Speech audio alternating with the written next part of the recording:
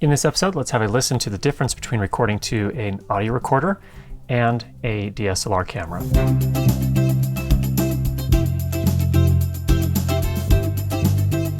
A few weeks as I've been working on my new course, Production Sound for Film and Video, one of the things I did in one of the segments was compare the audio quality when I record to a simple audio recorder like the Zoom H1, which is a $100 audio recorder, versus recording into a camera. In my particular case here, we're going to use a Nikon D750, which as far as audio inputs are concerned, is fairly typical for cameras that have 3.5mm inputs and cost less than $5,000 US. So let's go ahead and listen to the two samples. In each case, we'll record the audio with a Countryman B6 lavalier microphone, which is an approximately $300 lavalier microphone that is used in professional productions.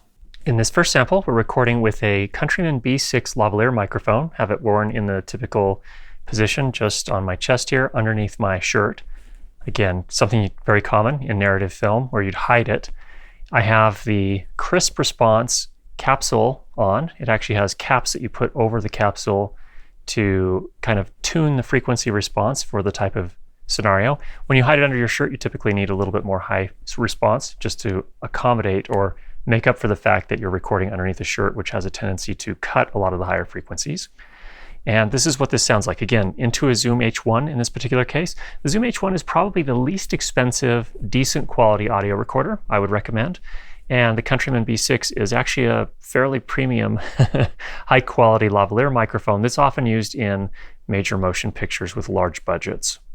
For instance, it was used recently in the Hobbit movies on both Bilbo and Gandalf, amongst other characters. Now this time I'm recording with the same microphone, the Countryman B6, into a Nikon D750 DSLR camera. So this is a camera that runs about $2,000, I think at this point. It ran $2,300, I think, when I bought it. So it's a decent quality camera, but it is, you can see the preamplifier is of a different quality than even just a $100 audio recorder. So again, same setup here in terms of the lavalier microphone. It is hidden under my shirt in the chest.